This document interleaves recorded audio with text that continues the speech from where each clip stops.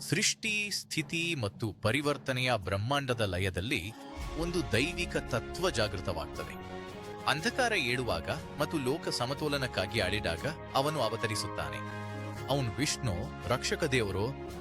ಯುಗಾಂತರಗಳಲ್ಲಿ ಅವನು ಒಂದೇ ಬಾರಿಯಲ್ಲ, ಕಾಲಾತೀತವಾಗಿ 9 ಬಾರಿ ರೂಪ ಪಡೆದನು. ಇವುಗಳೇ ದಶಾವತಾರಗಳು. ಮೊದಲು ಮತ್ಸ್ಯನಾಗಿ ಮಹಾಮೀನು ರೂಪದಲ್ಲಿ ಬ್ರಹ್ಮಾಂಡದ ಪ್ರವಾಹದಿಂದ ಎಲ್ಲಾ ಜೀವಿಗಳ ಬೀಜಗಳನ್ನು ರಕ್ಷಿಸಲು ಬದುಕಿನ ಭರವಸೆಯಾಗಿ ಅವನು ಅವತರಿಸಿದನು. ನಂತರ ಕಚ್ಚಪ, ಅಚಲ ಆಮೆ, ಅಮೃತ ಸಮುದ್ರ ಮಥನಕ್ಕೆ ಆಧಾರವಾದನು, ಬೆಂಬಲದ ಪಾಠ. ವರಾಹನಾಗಿ ದೈವಿಕ ಹಂದಿಯಾಗಿ ಭೂಮಾತೆಯನ್ನ ರಾಕ್ಷಸಿಯ ಅಂಧಕಾರದಿಂದ ರಕ್ಷಿಸಲು ಅವನು ಅಳಿಯದ ಅಳಿಯಲ್ಲಿ ಮುಳುಗಿದನು. ಇದು ಶೌರ್ಯಕ್ಕೆ ಮಾದರಿ. ನರಸಿಂಹ ಮಾನವನೂ ಅಲ್ಲ, ಮೃಗವೂ ಅಲ್ಲ. ತನ್ನ ಭಕ್ತ ಪ್ರಹ್ಲಾದನನ್ನು ರಕ್ಷಿಸಲು ದೇವರು ಎಲ್ಲ ನಷ್ಟಕ್ಕೂ ಮೀರಿ ಇದ್ದರೂ ಅವುಗಳನ್ನು ಉಳಿಸುತ್ತಾನೆ ಎಂಬುದನ್ನು ಸಾಬೀತುಪಡಿಸಿದನು.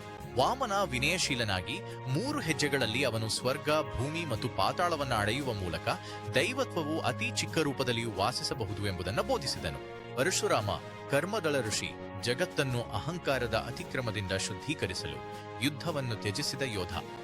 ಮರ್ಯಾದಾ ಪುರುಷೋತ್ತಮ ರಾಮ, ಪರಿಪೂರ್ಣ ಪುರುಷ, ಆದರ್ಶ ರಾಜ, ಧರ್ಮವನ್ನು ಅಪಹರಿಸಿದ ಅಂತಿಮ ದುಷ್ಟನನ್ನು ಸೋಲಿಸಲು.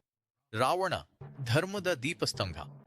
ಪೂರ್ಣಾವತಾರ ಶ್ರೀಕೃಷ್ಣ, ತತ್ವಜ್ಞಾನಿ, ಸ್ನೇಹಿತ, ಮಾರ್ಗದರ್ಶಕ, ಭಗವದ್ಗೀತೆಯ ಶಾಶ್ವತ ಜ್ಞಾನವನ್ನು ನೀಡಲು ಮತ್ತು ದೈವಿಕ ಪ್ರೀತಿಗೆ ಧ್ವಜವಹಿಸಲು.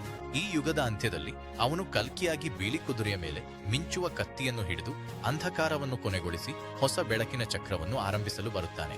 ಸಮುದ್ರದ ಆಳಗಳಿಂದ ಧರ್ಮಯುದ್ಧದ ರಣಾಂಗಣಗಳವರೆಗೆ, ವಿನಯಶೀಲ ವಾಮನನಿಂದ ಗೀತೆಯ ಗುಟ್ಟುಗಾರನ ತನಕ ಪ್ರತಿಯೊಂದು ಅವತಾರವೂ ದೈವಿಕ ಧ್ಯೇಯ, ಪ್ರತಿಯೊಂದು ರೂಪವೂ ಶಾಶ್ವತ ಪಾಠ. ಅವರು ಕೇವಲ ಕತೆಗಳ ದೇವರು ಅಲ್ಲ, ಅವರು ಕೇಯಾಸ್ ಹೆಚ್ಚಾದಾಗಲೆಲ್ಲ ಆಶೆ ಎಲಿಯುತ್ತದೆ ಎಂಬ ವಾಗ್ದಾನ.